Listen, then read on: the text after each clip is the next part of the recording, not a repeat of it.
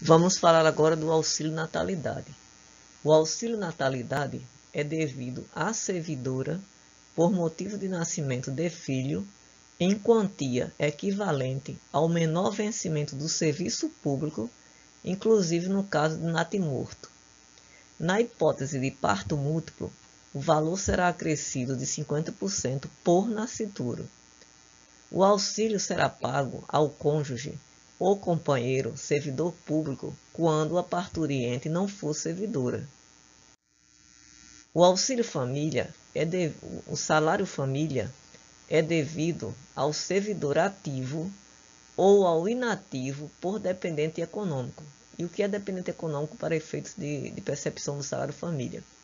Consideram-se dependentes econômicos para efeito de percepção do salário família, primeiro, o cônjuge ou companheiro e os filhos, inclusive os enteados até 21 anos de idade ou, se estudante, até 24 anos ou se inválido de qualquer idade. 2. O menor de 21 anos que, mediante autorização judicial, viver na companhia e às expensas do servidor ou do inativo. A mãe e o pai sem economia própria. Não se configura a dependência econômica quando o beneficiário do salário família perceber rendimento do trabalho ou de qualquer outra fonte, inclusive pensão ou provento da aposentadoria, em valor igual ou superior ao salário mínimo. Quando o pai e mãe forem servidores públicos e viverem em comum, o salário família será pago a um deles. Quando separados, será pago a um e outro, de acordo com a distribuição dos dependentes. Ao pai e à mãe equiparam-se o padrasto, a madrasta e, na falta destes, os representantes legais dos incapazes. O salário família não está sujeito a qualquer tributo, nem servirá de base para qualquer contribuição, inclusive para a Previdência Social. Então, quando for ser feito o cálculo para o desconto da Previdência Social ou para o imposto de renda, será abatido o valor do salário família da sua remuneração. O afastamento do cargo efetivo sem remuneração, aquelas licenças previstas, não acarreta a suspensão do pagamento do salário família. A licença para tratamento de saúde será concedida ao servidor licença para tratamento de saúde a pedido ou de ofício, com base em perícia médica, sem prejuízo da remuneração a que fizer juiz. A licença de que trata o artigo 202,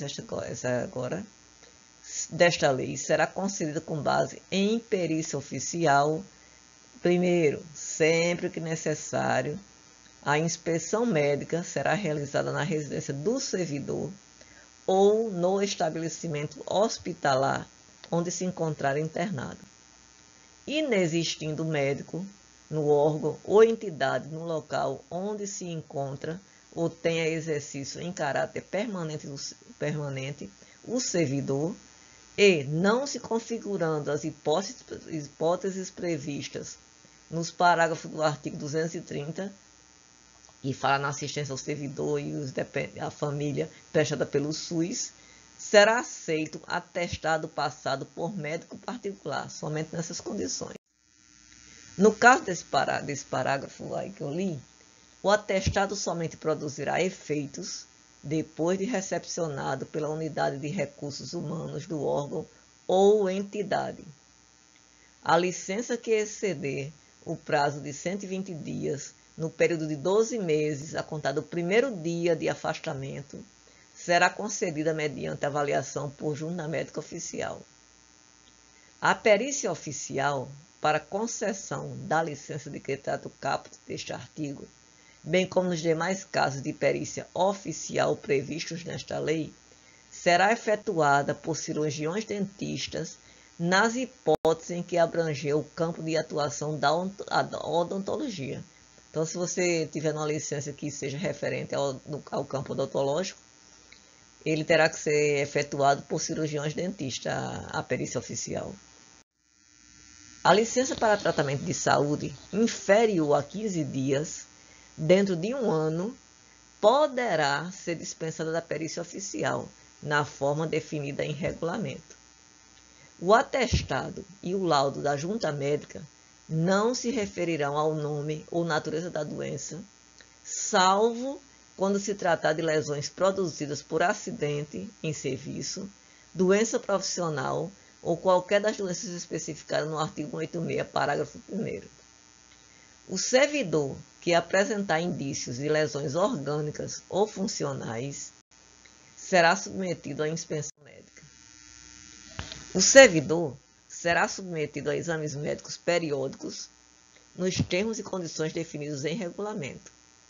Para os fins deste artigo, a União e suas entidades autárquicas e fundacionais poderão prestar os exames médicos periódicos diretamente pelo órgão ou entidade a qual se encontra vinculado o servidor.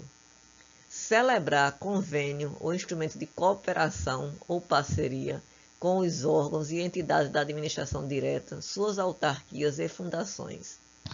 Celebrar convênios com operadoras de plano de assistência à saúde, organizadas na modalidade de autogestão, que possuam autorização de funcionamento do órgão regulador, na forma do artigo 230, que trata da assistência ao servidor e à família prestada pelo SUS, ou prestar os exames médicos periódicos mediante contrato administrativo, observado o disposto na Lei 8.666, de 21 de junho de 1993 e demais normas pertinentes.